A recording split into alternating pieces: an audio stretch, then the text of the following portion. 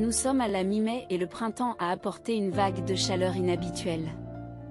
Malgré ce temps caniculaire, le terrain de golf conservait son état impeccable, l'herbe verte s'étendait dans toutes les directions, donnant au paysage un aspect surréaliste, plus proche d'un terrain de golf miniature que d'un véritable environnement extérieur. Le parcours est parsemé de douces plaines, de creux et de collines, parfois dépourvues d'herbe, qui ajoutent au charme unique du paysage.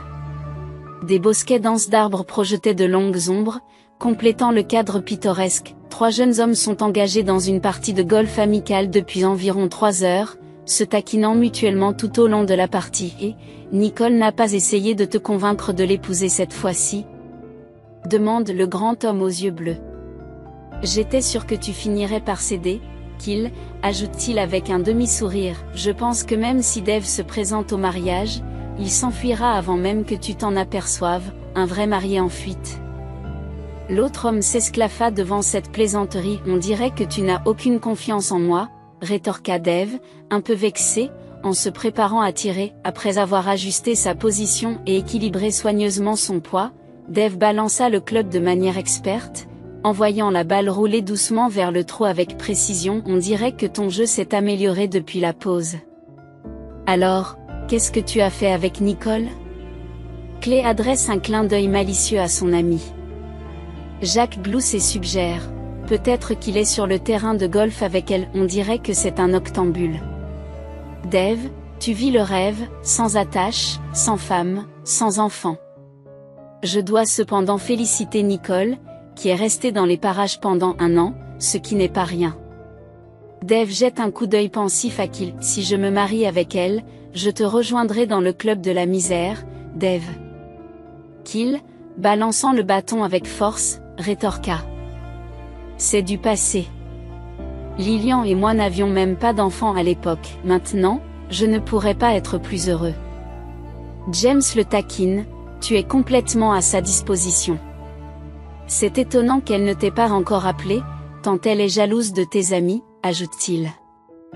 Qu'il soupire, tu as raison, elle voit tout ami comme une menace.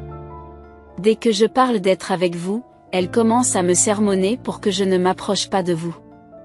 Qu'est-ce qui ne va pas chez moi alors, demande James, surpris. Khalil, l'irritation évidente dans sa voix, répond, tes femmes, James. Tu en as eu 3 au cours des 7 dernières années. Ce n'est pas ma faute si elles me quittent, s'indigne James. Une fois qu'elles ont vidé mes comptes, elles disparaissent. Mais j'ai trouvé l'or avec Julie. J'ai choisi d'épouser une fille de la campagne avec intention. Elle m'adore et me couvre d'affection. Les biens matériels comme les diamants, les vêtements de luxe ou les voitures ne l'intéressent pas.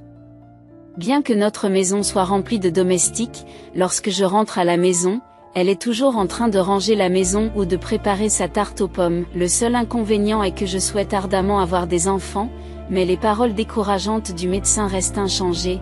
Il n'y a toujours pas de progrès, James. Pourquoi ne pas aller à l'étranger? Il existe là-bas des traitements de pointe contre l'infertilité. Dave réconforte son ami en lui tapant sur l'épaule et en l'encourageant. Vous avez les moyens, il ne devrait pas y avoir d'obstacle. Répondant par un soupir, l'homme reconnaît, j'ai déjà exploré cette option. Ils ont proposé un plan de traitement à partir de cet automne, et je voyagerai en octobre. Khalil lui a apporté son soutien en l'encourageant. Certainement, foncez, tu n'as que 40 ans, il te reste beaucoup de temps pour fonder une famille avec Julie. Même si j'avoue que cette idée me fatigue. Lilian laisse parfois entendre que nous devrions agrandir notre famille, mais j'ai fermement affirmé, pourquoi aurions-nous besoin de plus d'enfants, nous avons déjà la chance d'en avoir 3. Dave est intervenu, déclarant avec humour, 3 enfants, c'est une joie. Et a gloussé, avertissant, réfléchissez bien, vous pourriez vous retrouver avec toute une équipe de football. Imaginant les gros titres des journaux, Dave plaisante, la femme du millionnaire bien connu qui attend son 11e enfant, Dieu nous en préserve. Sil, surpris, lâche le club avec horreur et s'exclame, vous me voulez du mal? Avec un petit rire, Dave remarque, non seulement il n'a pas d'enfant, mais il n'est pas marié, et pourtant il est là à nous donner des conseils sur la vie. Après 4 heures de jeu, James a taquiné Dave alors qu'il se dirigeait vers le restaurant. Cal, Dave et James, amis de longue date, réfléchissent à leur prochaine sortie. Allons pêcher, propose soudain Jacques, exprimant son désir de changer d'air, loin de l'agitation de la ville. La saison de la pêche est presque là, et je pense que nous devrions en profiter, ajoute-t-il. Khalil appuya l'idée, mais Dave resta silencieux, ce qui poussa Cal à lui demander ce qu'il avait en tête. Pourquoi me regardes-tu comme ça? Eh bien, j'ai peut-être d'autres projets, répondit Dave avec une pointe d'agacement, anticipant une confrontation familière. James gloussa, qualifiant en plaisantant Dave d'éternel perturbateur de leur groupe. Dave avoua qu'il avait rencontré une nouvelle fille, suscitant l'incrédulité et l'amusement de ses amis. Malgré leur taquinerie, les amis finissent par convaincre Dave de se joindre à eux pour une partie de pêche en juin. Dave accepte à contre-cœur, mais ne peut s'empêcher de grommeler sous son souffle qu'il a été contraint de le faire. La journée s'est poursuivie par une visite agréable au club de golf, suivie d'un repas satisfaisant au restaurant avant que chacun ne se sépare. Plus tard, Dave passa un coup de fil, accueillant le destinataire avec un joyeux salut. Cathy. Comment se passe ta journée? Quels sont tes projets pour aujourd'hui? La réponse fatiguée de Cathy a indiqué qu'elle était sortie faire des courses, ce qui laissait présager une journée mouvementée. Le mariage de ma sœur est dans une semaine, alors je me prépare. Je suis ravie de l'entendre, répond l'homme avec joie. Après une journée aussi fantastique, que diriez-vous d'aller dans un café? C'est parfait, répond la jeune fille. Le cercle d'amis de Dave comprenait plusieurs compagnes pour différentes occasions. Parmi elles, Nicole était toujours considérée comme la candidate principale pour devenir sa femme, tandis que Cathy était une connaissance récente. Hélène, une ancienne flamme, est restée plus une amie, bien qu'ils aient occasionnellement partagé des rendez-vous romantiques. Au départ, Dave se considérait comme un joueur en raison du nombre de femmes qu'il avait fréquentées, mais il s'est progressivement rendu compte que ce n'était pas exact. Il était capable de loyauté et d'engagement, mais il n'avait tout simplement pas encore rencontré la bonne femme. Dernièrement, il s'est rendu compte que de nombreuses femmes étaient attirées par lui en raison de sa richesse, y compris Nicole et Dave. Au fond de lui, il enviait ses amis et rêvait d'une famille et d'enfants, mais il n'avait pas encore trouvé de partenaire convenable. À 35 ans, Dave garde espoir en l'avenir. Ce soir-là, il se rend en voiture chez Cathy, qui l'accueille avec des yeux pétillants. « Je suis ravie de te voir », lui dit-elle. « Je m'excuse d'avoir été très occupée ces derniers jours, ce qui nous a fait manquer l'un à l'autre. Ne vous inquiétez pas. Ce qui compte, c'est que nous soyons là maintenant », la rassure Dave en lui tenant la main. « Tu n'as jamais parlé du prochain mariage de ta sœur. » Honnêtement, j'ai été préoccupée ces derniers temps et j'ai failli l'oublier avec tout ce qui s'est passé. Ma sœur a une chance inouïe, elle s'apprête à se marier avec un homme d'affaires prospère, et je ne pourrais pas être plus heureuse pour elle. L'idée d'avoir une maison spacieuse, sa propre voiture et tout le luxe qu'elle désire me remplit de joie, songe la jeune femme. Malheureusement, je n'ai pas la même chance, regrette Cathy, ce qui surprend Dave. Mais tu n'as que 23 ans, remarque-t-il, perplexe. Qu'est-ce qui te préoccupe? C'est précisément cela, explique Cathy. Je n'aspire pas à me contenter d'un homme ordinaire. Je comprends ma propre valeur. Dave la regarda avec sincérité. Ne vous inquiétez pas. Une femme de votre calibre trouvera sans aucun doute quelqu'un qui vous appréciera, rassura-t-il en lui adressant un clin d'œil amusé. Beaucoup d'hommes fortunés sont à la recherche d'une véritable compagnie. Et vous, Cathy, demanda-t-il soudain, quelles sont les qualités que vous recherchez chez un partenaire? Je n'ai pas encore tout à fait compris, avoue Dave. Les apparences peuvent être trompeuses. Tout le monde finit par vieillir, alors ce qui compte vraiment, c'est de trouver quelqu'un qui a une belle âme. Tu crois que c'est important? Cathy s'esclaffe. Après tout, personne n'a jamais posé les yeux sur une âme. Tout est abstrait. On ne vit qu'une fois, alors il faut profiter pleinement de la vie. Malgré le désir de Cathy de visiter la maison de Dave, celui-ci invente une histoire pour expliquer qu'il doit rendre visite à son oncle à l'hôpital. C'est toujours la même histoire, se réprimande-t-il sur le chemin du retour, ayant l'impression que Cathy est vendue aux enchères comme une marchandise. Malheureusement, les enchères d'aujourd'hui n'ont pas abouti, ironise-t-il en réfléchissant à ses propres expériences. Dave se souvient qu'il a rencontré Julie, sa femme. Par hasard, un contraste frappant avec ses rencontres précédentes avec des chasseurs de fortune.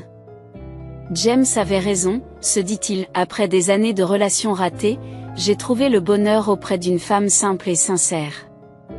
Il y a 3 ans, Dave et ses compagnons étaient en train de pêcher dans une région éloignée lorsqu'une pluie torrentielle s'est abattue sur leur jeep, qui s'est retrouvé bloqué. Cherchant de l'aide, ils sont arrivés dans un village voisin où un vieil homme les a dirigés vers Julie. Elle va vous aider, assure-t-il.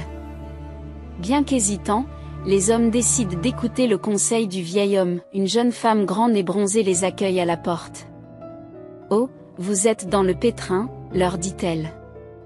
Attendez ici, je vais m'en occuper. » Les amis regardent avec admiration Julie conduire habilement son tracteur jusqu'à la porte. « Montrez-moi le chemin », crie-t-elle par-dessus la pluie en se dirigeant vers leur véhicule bloqué.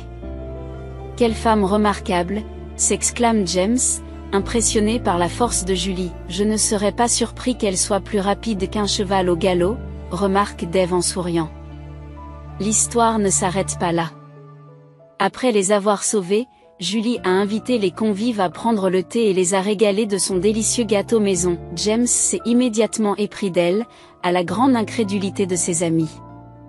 Il lui rappelle qu'il s'agit d'une fille de la campagne, mais James est déterminé et déclare « Julie sera mienne », et c'est définitif. 3 mois plus tard, ils se marient. Au fil des ans, James est resté profondément amoureux de sa femme et Dave a souvent observé la tendre affection dont Julie l'entourait lors de leur rencontre. « James, chéri, mon chaton, mon cher cœur », lui disait-elle avec amour, les yeux brillants de sincérité et d'adoration.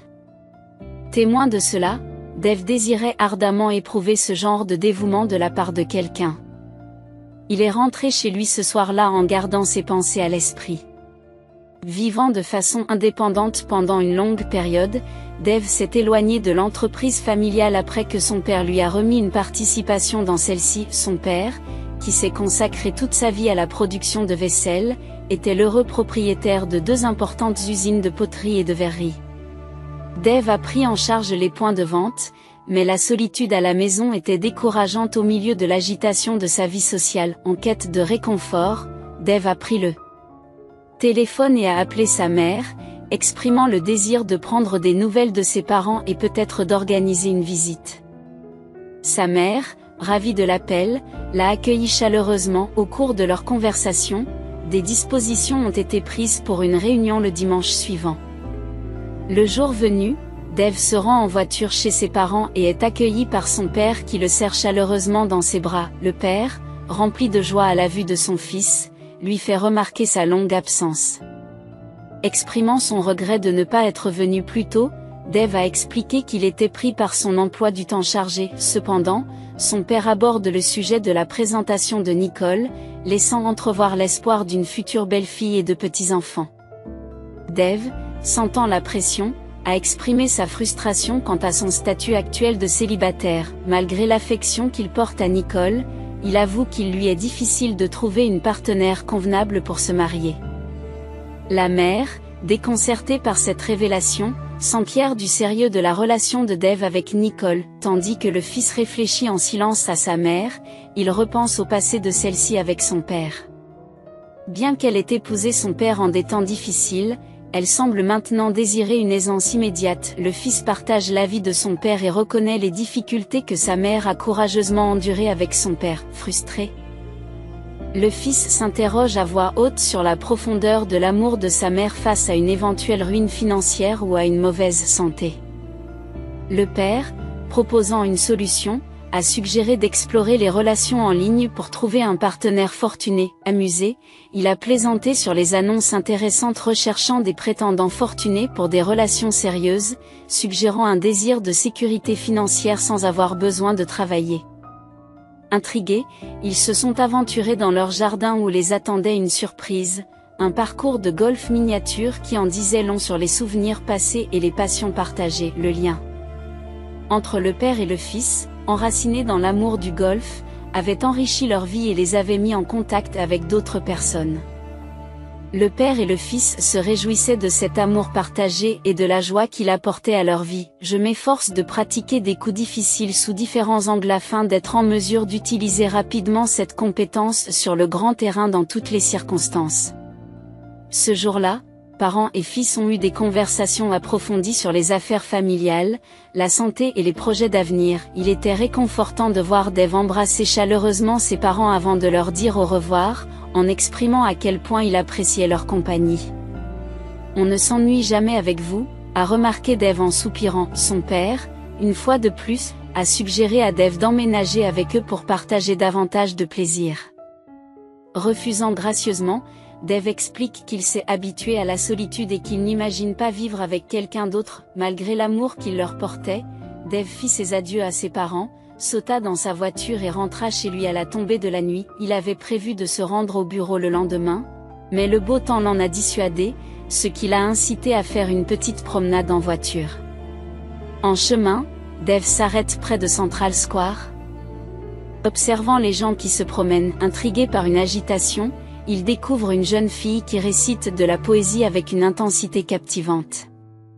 Séduit par sa performance, Dave se demanda si elle récitait des œuvres de poètes modernes. Les poèmes sincères de la jeune fille ont trouvé un écho dans la foule, qui l'a incité à la soutenir en déposant des pièces dans la boîte à dons, ce qu'a reconnu un observateur âgé en louant son talent remarquable. Hurrah, la jeune fille rougit d'embarras et jette un regard vers le bas. Vêtue d'un vieux pull usé et d'un pantalon délavé, ses cheveux tressés en deux nattes semblent ne pas avoir été lavés depuis longtemps. Remerciant gracieusement toutes les personnes présentes, elle remue nerveusement les mains pour attraper une boîte, puis prend un bâton et s'en va. Est-elle sans domicile fixe, se demanda Dave. Pourtant, elle semblait se diriger quelque part, ce qui impliquait qu'elle devait avoir un endroit où se sentir chez elle. Dave balaya la pensée de la petite fille et changea rapidement de direction, contournant la place jusqu'à ce qu'il soit presque arrivé à sa voiture. Soudain, son téléphone sonna et une voix se fit entendre. « Bonjour, chérie, c'était Nicole, on ne se voit pas aujourd'hui ?» Lassé, Dave répondit, « Prévoyons demain, j'ai eu une journée mouvementée et j'ai besoin de repos. » « Nicole, tu me manques beaucoup, » s'exclama-t-elle d'un ton boudeur, « tu es toujours trop occupée pour moi, Dave. Cela ne fait qu'une semaine que nous sommes rentrés de Dubaï. » Irrité, il rétorque, « J'ai des choses importantes à faire, Nicole. Ce n'est pas comme si tout se résolvait tout seul, tu sais. » D'accord, ne vous fâchez pas, rencontrons-nous demain, dit-elle d'un ton taquin, j'attendrai avec impatience. Le lendemain s'avéra extrêmement mouvementé pour Dave. Réticent à retrouver Nicole pour cause d'épuisement, il accède néanmoins à son insistance, « Tu ne m'aimes pas du tout ?» mime-t-elle en versant de fausses larmes alors qu'ils sont assis l'un en face de l'autre dans le restaurant. « Je te désire ardemment, et pourtant j'ai l'impression que tu ne tiens pas compte de mes sentiments, Dave. » Nicole, voyons, dit Dave avec irritation, j'ai une multitude d'obligations à remplir, penses-tu que les affaires s'arrangent d'elles-mêmes? Pourquoi ne pas envisager d'emménager ensemble? Suggéra Nicole timidement. Si notre amour est vrai, pourquoi devons-nous supporter cette séparation? L'homme la regarde et lui dit doucement, Nicole, je comprends tes sentiments, mais je ne suis pas encore prêt à franchir cette étape, est-ce que cela va te faire de la peine?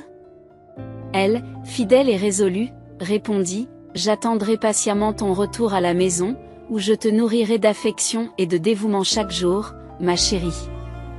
Je t'aime, mon chéri, pourquoi compliquer les choses? Il tente de détourner la conversation en suggérant, une fois que tu viendras vivre avec moi, des soucis inutiles pourraient survenir. Nous pourrions nous retrouver en conflit, et tu ne voudrais certainement pas que nous soyons éloignés l'un de l'autre, n'est-ce pas, Nicole? Nicole, qui l'observait attentivement, déclara, « Je te chéris profondément. Je ne peux pas supporter d'être séparée de toi, maintenons notre situation actuelle, pourquoi s'encombrer d'ennuis inutiles ?» L'homme répondit avec lassitude, « Je veux m'assurer de tes intentions sincères, Nicole. Nicole, furieuse, demande, fais un choix, soit tu me demandes en mariage, soit je m'en vais. Le cœur lourd, Dave répond, pourquoi toute cette mise en scène? Nicole, sans un mot, se détourne et s'en va. Dave s'attarde un moment dans le café, contemplant la situation, dépité mais résolu, il se résout à l'inévitable séparation avec Nicole. Que diriez-vous d'un voyage en train? Propose Dave lors de la prochaine réunion entre amis, qu'il, agité, rétorque, tu plaisantes? Suggères-tu aussi que nous voyagions en voiture? Tu n'apprécies pas le romantisme, qu'il? Pourquoi es-tu si contrarié aujourd'hui? Demande Jacques d'un air surpris. Il s'est passé quelque chose qui te tracasse? C'est à cause de toi, marmonna qu'il, frustré, tu as fait une prophétie. J'aurais préféré que tu te taises, qu'est-ce qui s'est passé? Dis-nous, s'il te plaît, demanda Dave. Lilian est à nouveau enceinte, s'exclama qu'il. C'est de ta faute et des blagues de ton équipe de foot. C'est une excellente nouvelle. Félicitations. James exprime sa joie, tu devrais être heureux d'une telle bénédiction. Au fait, pourquoi te stresser? Vous avez plus qu'assez d'argent, dit Dave en riant. Vos enfants sont bien pris en charge par le gouvernement. Mais ils sont si bruyants, persiste qu'il, on ne peut jamais échapper à leur énergie. Avec 10 pièces dans la maison, ils sont partout. C'est vrai, reconnaît James. Les enfants ont besoin d'être actifs et de jouer. Vous ne jouez pas avec eux, demande Dave. Si, répondit qu'il avec colère, mais pas 12 heures par jour. Je rentre à la maison épuisé par le travail, et c'est comme un zoo. Je ne peux pas imaginer comment la nounou et ma femme les gèrent. J'aimerais avoir un tel chaos, soupire tristement Jacques. J'ai envie d'avoir des enfants, même 4 ne serait pas de trop.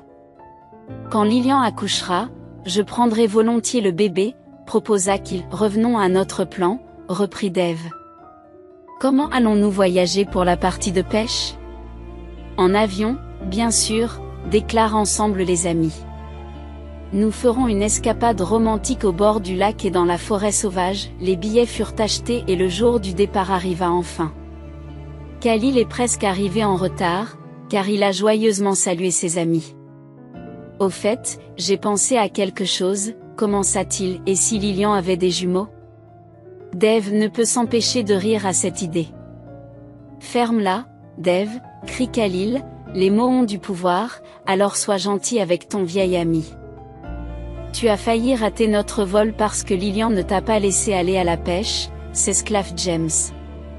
Elle voulait commença l'homme avec colère, j'ai même oublié comment ça s'appelle. De quoi les femmes enceintes ont-elles envie en général, des cornichons ou des oranges? James rit. Non, ma femme a envie d'artichaut, s'étouffe Khalil, elle n'en a jamais mangé auparavant et maintenant je dois lui en trouver un où je suis grillé. Je courais dans les magasins comme un fou, ils se moquaient tous de moi et elle était hystérique. Eh bien, cela suggère définitivement des jumeaux. Dave a essayé de parler sérieusement mais n'a pas pu retenir son rire. Si nous avons des jumeaux, je les déposerai chez toi et tu seras leur père adoptif. Je propose qu'on les sépare, propose James. Un pour toi, un pour moi. 4 heures plus tard, les amis étaient dans la nature, prêts pour leur partie de pêche. Ils avaient prévu de pêcher d'abord dans le lac, puis de se rendre à la rivière qui mène à la mer. S'il n'y avait pas ces moustiques qui dérangeaient Khalil, j'aurais pu fuir l'emprise de Lilan ici, mais peu importe qu'elle me dévore chez moi ou ici. Mais ici, tu partiras en tant que figure héroïque, dit Dave en riant, nous t'honorerons à titre posthume avec une inscription qui dira honneur et gloire à un père de nombreux enfants. Vous n'apprenez jamais, n'est-ce pas? S'emporta l'homme. Je vais vous donner une leçon, je dois être si repoussant que même les poissons ne veulent pas mordre à l'hameçon, dit Dave en plaisantant. Pas de problème, nous allons devoir réfléchir à un plan plus complexe pour vous, qu'il marmonne, je vais te déshabiller et t'attacher à un arbre. Tu seras un délicieux festin pour les moustiques. Ça ne marchera pas, rétorque Dave, as-tu oublié que toutes les femmes me trouvent irrésistible? De plus, Seules les femelles moustiques piquent, et elles voudront juste m'embrasser. Tu vis dans un fantasme. Se moque James. Tes charmes ne fonctionneront pas quand nous serons dans une situation aussi critique. Le groupe d'amis passa 3 jours inoubliables ensemble, et il en restait encore un. Alors que le téléphone de Dave sonne, la voix de Nicole traverse la ligne en pleurant. Pourquoi ne m'as-tu pas contacté? Tu as dit qu'on se séparait. Perplexe, Dave répond, je ne peux pas supporter d'être sans toi. Je t'aime. On peut se voir? Je ne suis pas à la maison en ce moment, explique calmement Dave. Nous sommes partis pêcher loin d'ici. Nous serons de retour demain soir. Quand reviendrez-vous? Demanda Nicole avec insistance. Avec un peu de chance, nous serons de retour demain soir. Prévoyons de nous rencontrer le lendemain, propose Dave. Après l'appel, Qu'il et James échangèrent des regards complices, observant Dave avec curiosité. Au fil des ans, elle a peut-être imaginé votre richesse, réalisant qu'elle ne pouvait pas sortir un joyau comme vous, soupira James.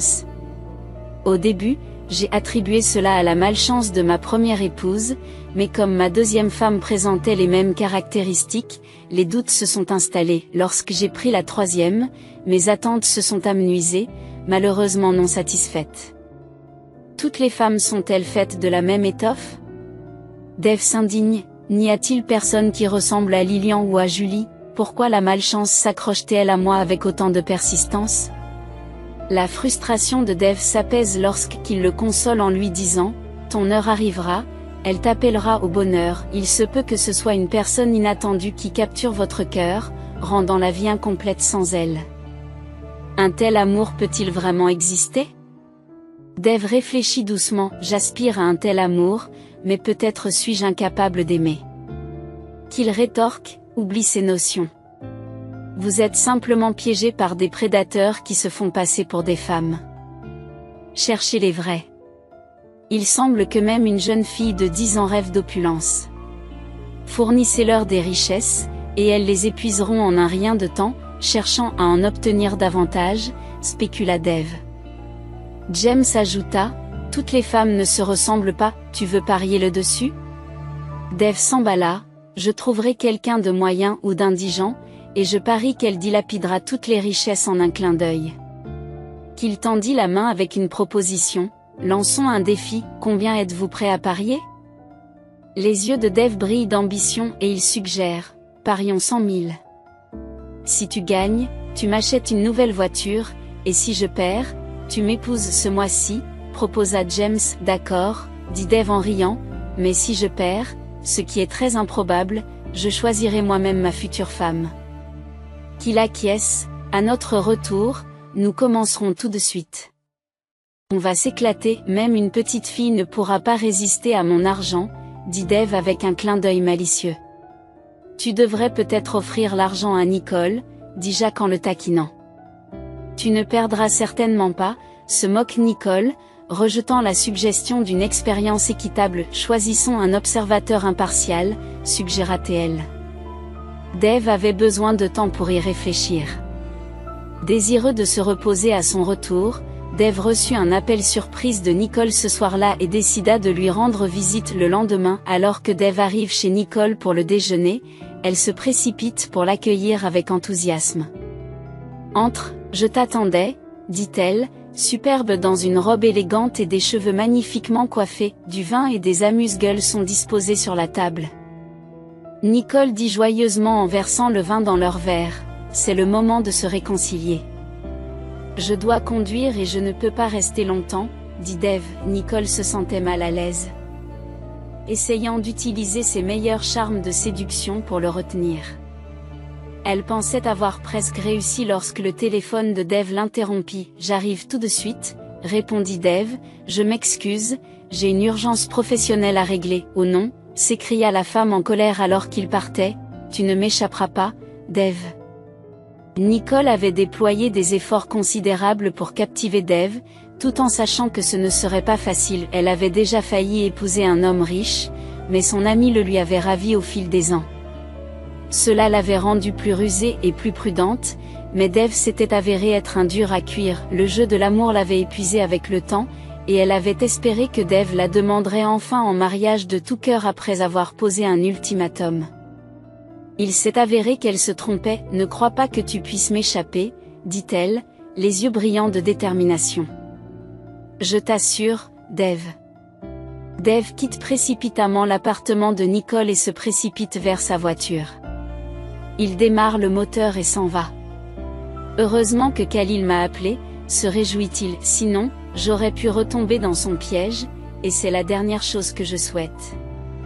En se promenant en ville, Dave finit par garer sa voiture et s'enfonça dans une rue, arrivant sans le savoir sur une place familière. Soudain, il aperçoit la même jeune fille solitaire qui récite de la poésie.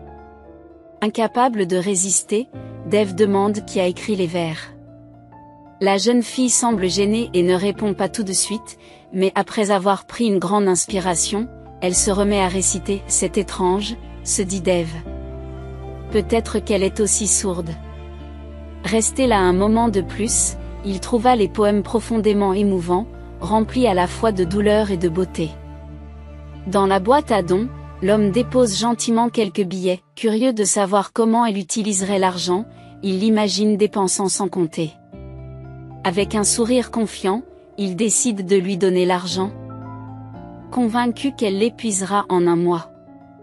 Enthousiasmé par son plan audacieux, il s'esclave pendant le week-end. Le groupe d'amis s'est réuni à la résidence du père de Dave pour une partie de golf. Dans une ambiance joyeuse, Dave s'enquiert de l'opinion de Lillian sur les blagues de l'AR, tandis qu'ils s'amusent à faire la moue. À leur grande surprise, les blagues se sont avérées très agréables. D'abord hésitante à goûter les artichauts, Lillian finit par les savourer avec délice. Cependant, un nouveau défi est apparu lorsqu'elle a exprimé le désir de manger du durian, ce qui a fait grimacer James à cause de son arôme piquant. Bien qu'il l'ait mis en garde contre sa forte odeur, elle est restée inflexible sur son envie de l'essayer. Frustré, l'homme évoque ses tentatives infructueuses pour la dissuader de regarder des émissions de cuisine et de voyage en raison de ses envies imprévisibles. À bout de nerfs, il s'est interrogé sur la prochaine demande qu'elle pourrait faire, remarquant ses préférences gustatives particulières. Déconcerté, James a suggéré qu'elle pourrait tout aussi bien adopter des goûts non conventionnels comme les anchois, les olives, le crabe ou d'autres aliments typiquement désirés par les femmes enceintes. Choqué par son penchant pour les piments habanero, même sans pain, qu'il exprime son incrédulité. Sur le ton de l'humour, Dave a dit qu'il devait s'agir de jumeaux, peut-être des garçons. Le groupe partage un rire avant que Dave ne poursuive ses réflexions. Je voudrais parler de notre accord. J'ai l'intention d'apporter une aide financière à une jeune fille qui semble avoir 10 ou 11 ans et qui vit dans la pauvreté. Elle ressemble à une mendiante. Il semble certain que vous sortirez vainqueur de ce pari, fit remarquer Ked d'un geste. Ce serait sans doute plus avantageux pour Nicole. Elle n'hésiterait pas à dépenser l'argent immédiatement, ajouta-t-il avec un petit rire, acceptant les termes du pari. James soutint son ami, suggérant que le résultat inverse pouvait aussi être vrai, que sans expérience préalable dans la manipulation de l'argent, la fille pourrait ne pas savoir comment l'utiliser, ce qui résulterait finalement en sa victoire. En effet, les malheurs de Nicole sont évidents, déplore-t-il, soulignant qu'elle a déjà connu des difficultés. Tu as failli tout gâcher, a-t-il ajouté en exprimant sa déception à propos d'une récente rencontre avec la jeune fille. Elle a essayé de me charmer l'autre jour, s'exclame Dave d'un ton dépité. Si tu n'avais pas été là, elle aurait peut-être réussi, reconnaît-il, reconnaissant de l'intervention opportune. Alors que la journée touchait à sa fin et que la lumière du soleil commençait à décliner vers l'horizon, les amis s'en allèrent, satisfaits d'avoir passé un agréable moment ensemble.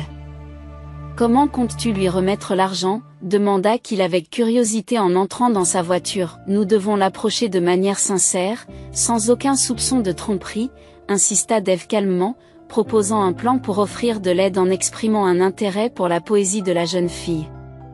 Abordons-la d'abord ensemble et déterminons ensuite la meilleure marche à suivre, suggéra-t-il. C'était un dimanche après-midi tranquille, les gens se promenaient et réfléchissaient aux risques liés à l'offre d'une aide financière à une jeune enfant. Le groupe d'amis décide de bien évaluer la situation avant de prendre une décision. Ils s'approchent de la place publique où une petite foule s'est rassemblée autour d'une enfant qui captive tout le monde par sa performance. C'est vraiment impressionnant, ce doit être un classique, chuchote Kyle, et elle a une voix si puissante, remarqua James. La jeune mendiante continua à réciter des vers, suscitant de plus en plus d'applaudissements de la part du public. Lorsqu'elle eut terminé, quelqu'un applaudit et exprima sa reconnaissance en jetant de l'argent dans sa boîte de collecte. Prenant un moment pour se reposer et boire une gorgée d'eau, la jeune fille semble à l'aise. James propose un plan. Plutôt que de lui donner de l'argent en public, il devrait la suivre et lui apporter l'aide dont elle a besoin plus discrètement. Dave accepta, suggérant qu'ils observent ses mouvements jusqu'au soir, lorsqu'elle repartirait probablement chez elle. Attendant patiemment dans un café voisin, les amis se remémorent leurs rencontres passées et partagent des rires sur des anecdotes amusantes. De retour sur la place vers 19h, ils constatent que la jeune fille est déjà partie. Elle a dû partir tôt aujourd'hui, s'exclame Dave. Déçu mais déterminé, ils s'interrogent sur la suite à donner à leur action, regrettant d'avoir manqué l'occasion de l'aider. Elle nous aurait attendu ici jusqu'au matin, déclara-t-il avec assurance, et il s'interrogea sur notre plan de secours. Qu'il expira de déception en disant que Nicole ne refuserait certainement pas de les accompagner, alors que Dave la réprimandait pour sa paresse. Il croyait fermement qu'elle avait toutes les ressources nécessaires, mais qu'elle refusait simplement de faire des efforts. Nicole semble désirer un mode de vie luxueux et sans effort. Je préfère assister cet enfant, affirme-t-il. Le groupe décide de retenter sa chance le lendemain à 6h. Arrivés en avance sur la place, ils garent la voiture plus près. Ils observent l'enfant qui récite des poèmes pendant une trentaine de minutes avant de rassembler ses affaires et de s'éloigner avec un bâton. Suivons-la discrètement, suggéra James en mettant ses amis en garde contre l'ouïe-fine de la fillette. En suivant prudemment la jeune fille, ils essayèrent de ne pas faire de bruit, mais elle détecta tout de même leur présence. Il y a plusieurs personnes qui me suivent, pensa-t-elle anxieusement, réfléchissant à un moyen de s'échapper. Priant pour que les piétons détournent le regard, elle se prépara à crier si nécessaire. Cependant, le groupe persiste à la suivre. Se sentant menacé, Audrey décida qu'il serait plus sûr d'affronter les individus plutôt que de les conduire à l'endroit où elle vivait avec Rebecca. Soudain, elle s'arrête et demande avec appréhension, « Qui êtes-vous? Pourquoi me suivez-vous » ? « Ne vous inquiétez pas, » lui assura calmement James, « nous ne vous voulons aucun mal. Nous voulons vous aider. » Nous avons hésité à offrir notre aide sur une place très fréquentée. Les hommes s'approchèrent de la jeune fille tremblante qui serrait ses affaires avec protection. « S'il vous plaît, ne me touchez pas, » plaide-t-elle en pleurant. « Si vous souhaitez prendre l'argent, nous n'attendons rien en retour de votre part, » rassure qu'il. « Nous voulions vous donner cet argent par gentillesse. Notre but est de vous aider. Nous voulions simplement éviter d'attirer l'attention sur nous ici. » Dave lui tendit un sac d'argent et lui dit, « Prenez-le, mais soyez prudente et gardez-le caché chez vous. Il vous permettra de vous nourrir et de vous vêtir.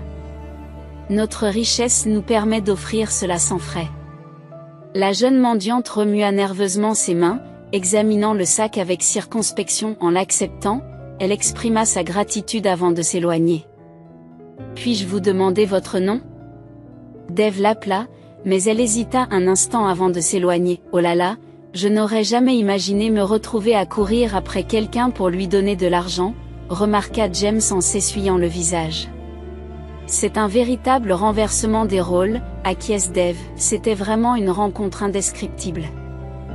Je ne peux m'empêcher d'avoir pitié de l'enfant, elle semblait si effrayée que j'aurais voulu lui offrir une étreinte réconfortante. Habite-t-elle seule? Peut-être aurions-nous dû l'escorter, vu la détresse qu'elle affichait, suggéra James avec une pointe de regret. Mais elle ne l'aurait peut-être pas apprécié, ajouta-t-il. La situation leur tiraillait le cœur, alors qu'ils réfléchissaient au contraste saisissant entre leur vie privilégiée et le dénuement dans lequel se trouvait la jeune fille. De retour chez eux, les amis sont remplis d'émotions contradictoires, un sentiment de satisfaction pour leur acte de bonté, mais aussi une lourdeur persistante après la rencontre. La vue de la jeune fille avait suscité en eux une profonde empathie, laissant un impact durable dans leur cœur, Dave exprima soudain son inquiétude, considérant la possibilité que des gitans l'aient forcé à mendier ou qu'elle ait eu un père violent. Ce n'est pas l'argent qui me préoccupe, c'est le bien-être de l'enfant. Pendant ce temps, Audrey s'approche de la maison, serrant son sac contre sa poitrine en dévalant les marches pour rejoindre Rebecca au sous-sol. « Regarde, Audrey, qu'est-ce qu'il y a dans ce sac ?» demande Rebecca à voix basse, étonnée par son contenu. « Où as-tu trouvé ça ?» Audrey, visiblement ébranlée, raconte sa rencontre avec des individus plus tôt dans la journée. « J'étais poursuivie par un groupe de personnes, 3 hommes pour être exact. Ils me suivaient, par peur, j'ai pensé qu'ils voulaient mon argent. J'ai décidé de le leur remettre pour éviter qu'ils ne découvrent où nous nous trouvions. Cependant, à ma grande surprise, ils n'ont rien exigé et m'ont proposé leur aide. L'un d'eux a précisé qu'il hésitait à me donner l'argent ouvertement, car cela pourrait attirer les voleurs. S'excusant de m'avoir surpris, ils m'ont remis ce sac et sont partis. Ils ne t'ont rien demandé, demande sa sœur inquiète. Rien, affirme Audrey.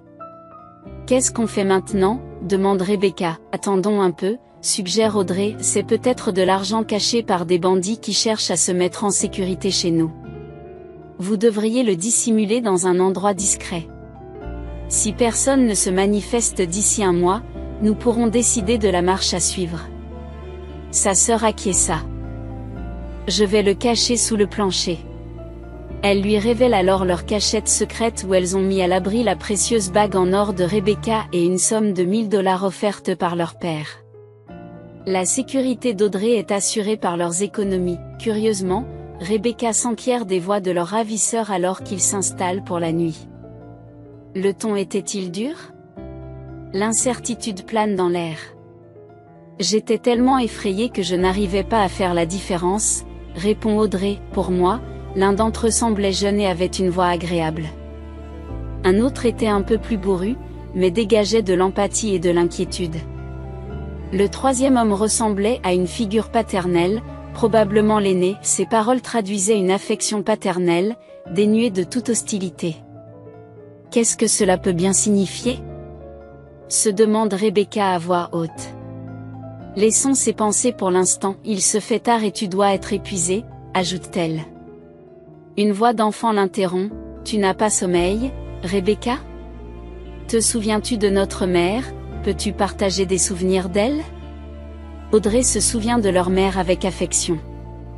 Elle attendait ton arrivée avec impatience, alors papa et moi sommes sortis pour t'acheter des vêtements. Je me souviens très bien de ton affection pour un ensemble particulier orné de motifs de papillons exquis sur un haut et un pantalon d'un blanc immaculé. Nous étions tous ravis de ton arrivée. Maman a-t-elle assisté à ma naissance? Demande la petite fille avec enthousiasme. Malheureusement, non, soupire Rebecca. Elle est tombée dans le coma et n'a jamais repris conscience. Le 3e jour, nous l'avons perdue. J'aurais aimé que tu puisses la rencontrer, pleure l'enfant. Même si elle était encore parmi nous, tu ne te souviendrais pas d'elle, chère sœur, a consolé Audrey. Un jour, tout changera et nous résiderons à nouveau dans un grand manoir. Elle caresse tendrement la tête de la jeune fille. Accrochons-nous à ce rêve? D'accord? Un endroit avec un jardin et des balançoires, commence Audrey, et j'aimerais bien avoir un chien et un chat aussi. Tu verras, rassure la jeune fille d'un ton apaisant, j'ai l'impression qu'un jour tu retrouveras la vue, et je serai là pour ça, se réjouit Audrey. Sinon, tout est flou devant mes yeux, et puis c'est presque l'obscurité. C'est comme ça tout le temps, reposons-nous, ma chérie. Bonne nuit, Rebecca, dit doucement Rebecca en caressant la main de sa sœur. Sur ce, elle ferma les yeux et des larmes coulèrent silencieusement le long de ses joues. Elle reconnaît qu'elle devrait être heureuse parce que le printemps est arrivé, apportant l'espoir d'une période plus facile à venir. Cependant, contrairement à Audrey, Rebecca est assez mûre pour savoir que l'hiver reviendra inévitablement, apportant avec lui de nouveaux défis. Une fois de plus, Rebecca pense à ses parents. Rebecca, dépêche-toi, lui dit son père, sinon tu seras en retard à l'école. Finissant son petit déjeuner sans enthousiasme, Rebecca prit son sac à dos et se dirigea lentement vers la voiture. « Si seulement je n'étais pas obligée d'aller dans cette affreuse école, murmure-t-elle avec dépit, je pourrais passer toute la journée à écrire des poèmes. » À l'âge de 8 ans, un génie naissant émerge en Rebecca, et elle se consacre sans relâche à l'écriture. Au début, ses parents n'y prêtent guère attention, mais un jour, alors que sa mère range sa chambre, elle tombe sur le journal d'écriture de Rebecca. Cette découverte la laisse pantoise. « Bernard, il faut que tu lises ça », s'exclame-t-elle, incrédule, « c'est exceptionnel. » L'homme tient le carnet dans ses mains et commence à lire, ses yeux s'écarquillant à chaque instant. S'arrêtant, il jette un coup d'œil à sa femme et s'exclame « Chérie, elle est incroyablement douée.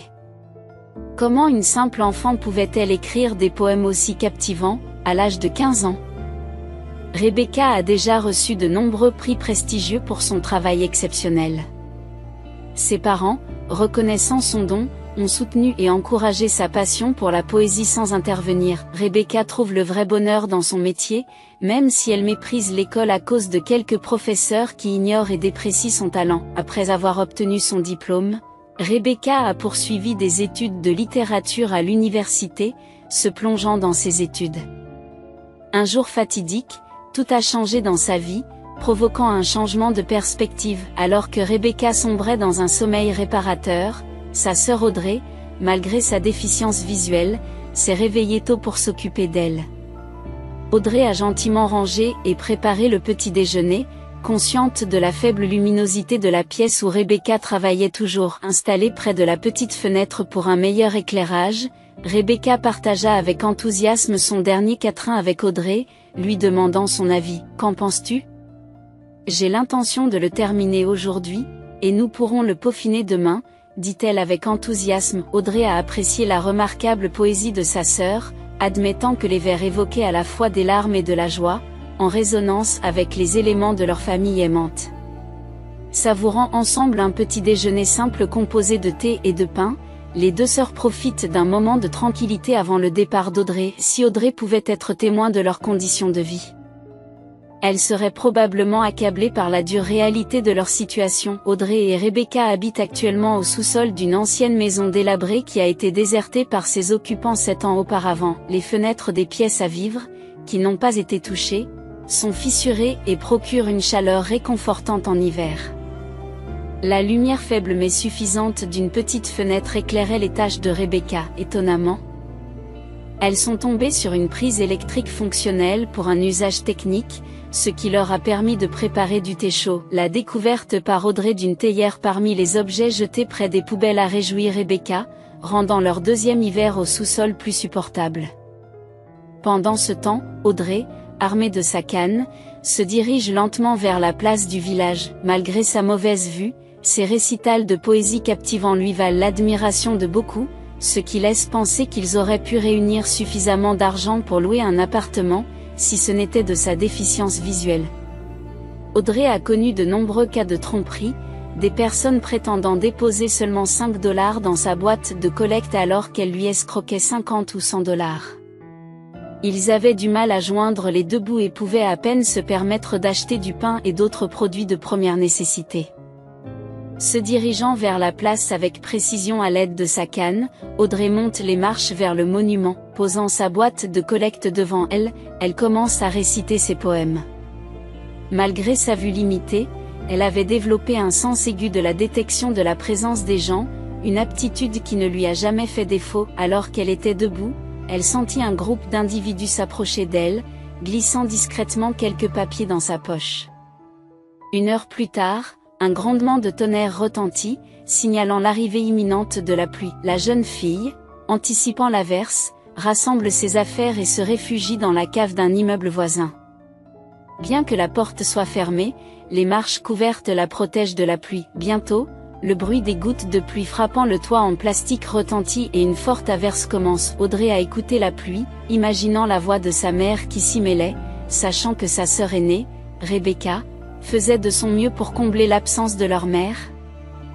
Mais qu'elle avait du mal à le faire en raison de ses handicaps physiques. Audrey a réfléchi à leur passé de sans-abri pendant plus de 3 ans, réalisant à quel point le temps avait passé vite. Elle se souvient avec nostalgie de certains éléments de leur ancienne maison, même si sa vue déclinante voile désormais son passé dans l'obscurité, ne lui laissant que des souvenirs fugaces de son père. La pluie s'étant calmée, Audrey sortit de sa cachette et se dirigea vers le magasin. « S'il vous plaît, puis-je avoir du pain, 4 saucisses et un biscuit ?» demande-t-elle en tendant le paiement à la vendeuse. En acceptant les courses que lui tend la femme mûre, elle glisse discrètement un billet de 100 $ dans sa poche. « Il y aura de la monnaie ?» demande l'enfant en tendant la main. « Ce n'est pas assez. »« Je t'ai donné les saucisses en cadeau », propose la vendeuse. Reconnaissante, la fillette la remercie et s'en va. Alors qu'elle s'approche de la maison, la pluie recommence à tomber. Audrey, trempée, enfila des vêtements usés et transporta sa tenue et quelques affaires de Rebecca à l'extérieur pour qu'elles soient lavées par la pluie. C'est ainsi qu'ils lavaient leurs vêtements après une averse. Après avoir essoré les vêtements et les avoir suspendus pour qu'ils sèchent, ils s'attablent pour un modeste repas. « Nous avons des saucisses ce soir », annonça joyeusement la jeune fille. Ils dînèrent ensemble, puis elle se lança dans ses études. La nuit tombe sur leur humble demeure. Audrey est réticente et se couche rapidement, tandis que Rebecca, comme d'habitude, peine à trouver le sommeil. Pendant la journée, les pensées de ses parents traversent rarement l'esprit de Rebecca. C'est une période de créativité et d'écriture pour elle. Cependant, la nuit lui apporte un profond sentiment de solitude, un rappel brutal de leurs épreuves passées. Le médecin explique que la déficience visuelle d'Audrey est probablement due à une complication à la naissance ou à une erreur médicale. La chirurgie est la seule solution viable, mais elle ne peut être pratiquée avant qu'elle n'ait atteint l'âge de 5 ans. Le père s'est déclaré prêt à couvrir les frais, désireux de rendre la vue à sa fille. Cependant, le médecin l'avertit qu'une telle procédure nécessite d'attendre qu'Audrey soit majeure. Le médecin l'a regardé fixement et lui a dit qu'il n'était pas possible d'effectuer l'opération avant l'âge de 5 ans. Le père, décontenancé, s'exclame « Oh mon Dieu ! Il faut donc s'attendre à une attente de plus de 3 ans. » Audrey était presque aveugle depuis sa naissance en raison d'un accouchement complexe et du décès de sa femme. Leur père Bernard a donc consacré tout son temps et ses soins à ses filles dès leur plus jeune âge. Il s'est révélé être une personne intelligente, qui a commencé par être l'assistant d'un maître en réparation d'appareils électroménagers. Par la suite, il s'est lancé dans l'électronique et a créé sa propre et modeste entreprise. Quelques années plus tard, il a acquis une maison dans la banlieue. Il était alors déjà marié et sa fille Rebecca était étudiante. Bien qu'ils ne soient pas riches, ils ont tout ce dont ils ont besoin. À l'étonnement de ses parents, Rebecca dévoile dès son plus jeune âge un talent qu'il cultive assidûment. À l'âge de 14 ans, sa mère est à nouveau enceinte, un moment très attendu par toute la famille. Rebecca consacre des poèmes à son futur frère ou sa future sœur. Les larmes aux yeux, elle murmurait souvent « J'aimerais pouvoir remonter le temps à ses parents aimants ». Alors que la pluie tombe à verse, la jeune fille s'endort. Souvent, elle fait le même rêve, solitaire sur un pont, elle entend une voix qui l'appelle. En se retournant, elle aperçoit ses parents qui s'approchent, ils la pressent. « Rebecca, viens. Arrête-toi. » Bien qu'il ne puisse pas s'attarder, il la rassure en lui disant qu'elle ne sera pas seule. « Nos chers amis seront envoyés pour vous aider, chère maman, s'il vous plaît, ne nous quittez pas », s'écria la jeune fille, alors que ses parents commençaient à s'éloigner. « Je vous aime tant. Ton affection te reviendra », fit écho la voix de son père, « je sais que c'est un homme bon. Il s'occupera de toi. » « Je l'ai déjà prévenu », rassura le père. Rebecca poursuit les apparitions. « Qui est-il » se demanda la jeune fille en se réveillant, essuyant la sueur de son visage. Rebecca avait fait ce rêve à plusieurs reprises, mais à chaque fois, il suscitait en elle des émotions fortes. « Audrey » murmure-t-elle. « Tu es déjà réveillée » Audrey répondit, « J'avais prévu de ranger pendant que tu te reposais encore. »« Je vais faire du thé maintenant, Audrey » ajouta-t-elle. « S'il vous plaît, si vous sentez qu'il commence à pleuvoir, mettez-vous immédiatement à l'abri. Prenons un jour de congé aujourd'hui, Rebecca. Ne t'inquiète pas, Je vais bien, rassure Audrey, la sœur cadette, plus pragmatique malgré son âge, n'espère guère de miracle.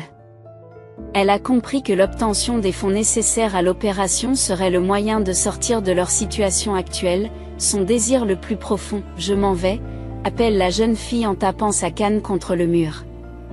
C'était dimanche et Audrey passait une bonne journée. Elle sentait que des gens se tenaient à proximité et qu'on déposait des pièces dans sa boîte de collecte. La journée devenant de plus en plus chaude, la foule se dispersa et la jeune fille s'assit sous le monument. Tout à coup, Audrey sentit un léger contact. « C'est toi, Archie ?» murmura-t-elle en tendant la main pour caresser la créature duveteuse. « Tu es parti depuis si longtemps. As-tu été occupé ?» demanda Audrey en le caressant affectueusement. Archie répondit par un aboiement joyeux, la reconnaissant avec joie. Il lui donna un coup de coude dans les mains, puis s'assit, posant ses pattes sur les siennes. Audrey lui caresse tendrement la fourrure et lui fait remarquer « Tu es un travailleur si assidu. » Elle glousse doucement « Tu as dû être très occupé avec tes amis qui traînent dans les décharges, n'est-ce pas ?» Le chien s'attarda un instant près d'Audrey, aboyant avant de s'éloigner. Archie ne l'avait jamais supplié de lui donner des friandises. Peut-être avait-il compris que sa vie était assez semblable à la sienne, à une différence près, la vision déficiente d'Audrey.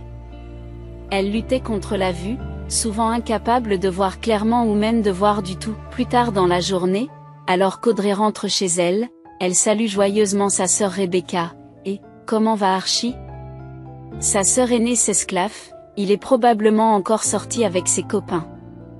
Audrey rit, il ne me raconte jamais ses aventures quand je lui demande, je doute qu'il soit de retour avant au moins une semaine. Rebecca décide de se plonger dans le moment présent, en mettant de côté les pensées du passé. Pourtant, à la tombée de la nuit, le passé revient avec plus d'intensité. « Papa, il y a quelqu'un » dit Rebecca en regardant par la fenêtre. Il y a une voiture garée dehors. Je vais aller voir, répondit leur père en attrapant rapidement sa veste. En jetant un coup d'œil à l'extérieur, Rebecca aperçut une femme qui étreignait leur père. Il l'enlaça et lui caressa doucement la tête, tandis qu'ils rentraient ensemble dans la maison. Rebecca est sur le point de rencontrer un parent éloigné. Son père, avec un sourire chaleureux, présenta l'invité. « Tu peux l'appeler tante Christa », dit-il, le ton empreint d'une note de bienvenue. Elle est confrontée à des difficultés en ce moment, alors elle va rester avec nous pendant un certain temps. Au début, Rebecca ne s'est pas sentie très à l'aise avec sa nouvelle parente. La voix de tante Christa semblait artificiellement aiguë et elle cachait sa consommation de tabac au père de Rebecca. Si elle se montrait aimable en présence de son père, son comportement changeait radicalement lorsqu'il n'était pas là. Tante Christa élevait la voix, parfois, avait même recours à l'agression physique envers les enfants. Au bout de quelques mois, Rebecca a compris que tante Christa n'avait pas l'intention de partir. « Je ne peux plus tolérer cela », s'exclame-t-elle à son père. Soit elle s'en va, soit c'est moi qui m'en vais. Son père plaide pour un mois de plus, promettant que tante Christa aura bientôt son propre logement. Rebecca, qui a presque 19 ans et qui sent la gravité de la situation, est catégorique. « Un mois, papa, et c'est tout », déclare-t-elle, la frustration palpable. Elle maltraite Audrey et se comporte comme si l'endroit lui appartenait. Par une froide soirée du début du mois de décembre, tante Christa s'éclipse discrètement sans prévenir personne, pour ne revenir que le lendemain matin. Ce fut une journée pleine de tension, car Audrey se préparait à une intervention cruciale à l'hôpital, ce qui causa de l'inquiétude et de l'anxiété à tout le monde. Bernard craint de ne pas savoir où se trouve tante Christa et presse son père de se rendre rapidement à l'hôpital et de la laisser derrière lui. Malgré le verglas causé par la neige de la nuit, le père manœuvre prudemment la voiture, frustré par la lenteur du trajet. Alors qu'ils s'approchent d'une petite descente, leur tentative de freinage échoue sur la surface glacée, entraînant un accident tragique. Rebecca ne se souvient pas des événements qui ont suivi, ressentant une soudaine secousse et une douleur intense dans la colonne vertébrale. En un instant, elles ont perdu leur père et Rebecca et Audrey ont été transportées d'urgence à l'hôpital avec un bras cassé pour la cadette et de graves blessures pour l'aîné. Elles ont passé 2 mois angoissants à l'hôpital avant de rentrer chez elles pour surmonter le traumatisme de la mort prématurée de leur père. Tante Christa a assumé la tutelle d'Audrey, marquant le début d'un chapitre obsédant de leur vie. Elle s'empare de tous les fonds, néglige de s'occuper des filles et refuse de mettre de l'ordre derrière elle. Sous la pression, la vue d'Audrey s'est détériorée et son opération des yeux a été reportée. En outre, elle s'est approprié les économies que Bernard avait mises de côté pour Audrey afin de couvrir les frais médicaux supplémentaires. Si vous osez parler à qui que ce soit, vous subirez le même sort que votre père, trash Christa à Bédry et Rebecca. Je contrôle la situation maintenant, a-t-elle déclaré. Rebecca et Audrey sont restées sous son toit jusqu'en avril. Un jour, tante Christa fait irruption dans la chambre des filles. Le notaire arrive aujourd'hui, annonce-t-elle d'un air renfrogné. Nous allons transférer la maison à mon nom. Vous devez signer une décharge. Je ne signerai rien du tout. Rebecca rétorque fermement, cette maison est la nôtre et vous n'avez aucun droit dessus. Le regard de la femme devient glacial. Alors je vais envoyer Audrey dans un orphelinat et vous faire sortir avec du poison. Vous n'oseriez pas. Rebecca hurle, tu seras emprisonnée pour ça. Christa s'esclaffe, personne ne m'a encore incarcérée pour ton père. C'est à ce moment-là que Rebecca a compris tout le poids de la situation. Elle réalise que cette femme est capable d'actes innommables. Je comprends maintenant, dit Rebecca calmement. Mais si vous faites du mal à l'un d'entre nous, vous en subirez les conséquences. Vous me menacez ? Les yeux de tante Christa s'embrasèrent de fureur. Je vais t'étrangler à main nue. Rebecca ne sait pas comment les choses se seraient passées si le téléphone de la femme ne l'avait pas interrompu par un appel. Préparez-vous. Le notaire est arrivé. Ce jour-là, la jeune fille, pleine de frustration, a crié avant de quitter la pièce en trombe. Elle avait signé tous les documents sous le couvert de la nuit, avant d'être brusquement réveillée par des inconnus. Brusquement ? Elle et sa compagne, Audrey, ont été emmenées dans un véhicule, pour un long voyage qui les a désorientées. Le moment venu, elles se sont retrouvées sans ménagement sur le seuil délabré de la maison où elles résidaient depuis 3 ans. Leurs affaires, ainsi que les fonds alloués par l'État à Rebecca et Audrey, sont rapidement réceptionnés par tante Christa. Rebecca, le visage baigné de larmes, est secouée par une nuit d'insomnie agitée. Le lendemain matin, Audrey, sa sœur, dit avec optimisme, « J'ai l'étrange sentiment que quelque chose de merveilleux se profile à l'horizon. Tu sais que je me trompe rarement, peut-être que la journée d'aujourd'hui va m'apporter une grande fortune. » Je ne sais pas, répond Rebecca, mais un sentiment de positivité persiste dans l'air. Portée par une humeur ensoleillée, Audrey a partagé des poèmes sincères avec les personnes qui l'entouraient, ce qui a suscité de la gratitude et des contributions monétaires dans ses poches et dans la boîte à dons. Désireuse de rentrer rapidement chez elle, la jeune fille et Rebecca ont convenu qu'elle rapporterait d'abord les gains à la maison pour les inspecter avant de s'aventurer dans le magasin. Rebecca soupçonne Audrey d'avoir été trompée à plusieurs reprises, ce qui lui cause une grande angoisse. Malgré les efforts diligents d'Audrey pour gagner l'argent, elle souffre profondément que des adultes sans scrupules profitent d'elle. Au retour d'Audrey, une voix d'homme retentit à l'extérieur en quelques minutes, demandant « Il y a quelqu'un ?» C'était Dave, qui était entré dans la cour de la maison aujourd'hui semi-démolie où résidait Audrey. « Où êtes-vous en ce moment ? Êtes-vous chez vous ?» Comme il n'y avait pas de réponse, l'homme inspecta prudemment la maison vétuste, la trouvant inoccupée et périlleuse à cause de son plafond instable. Alors qu'il s'apprêtait à partir, son attention fut attirée par le sous-sol à jarre, il ouvrit lentement la porte. « Audrey, es-tu là ?» appela-t-il dans l'abîme sombre du sous-sol, puis il éclaira l'endroit avec la lampe de poche de son téléphone et descendit les escaliers. La présence d'un petit tapis laissait présager une ancienne habitation. « Audrey, c'est moi. Tu te souviens de moi et de mes amis ? Nous sommes venus vous aider, » appela Dave à voix haute. Avançant dans une pièce plus loin, le silence enveloppait l'espace jusqu'à ce qu'il perçoive un léger mouvement sous des chiffons. « Audrey, n'ayez pas peur, je te promets de ne pas te faire de mal. Je veux seulement vous aider. » S'il vous plaît, parlons, implora-t-il. Le visage d'une femme émergea, affichant une mine effrayée, tandis que Dave demandait avec surprise, « Qui êtes-vous ? Je suis désolé, je cherchais Audrey, peut-être savez-vous où elle se trouve. » « Que voulez-vous ? Mes amis et moi lui avons apporté une aide financière.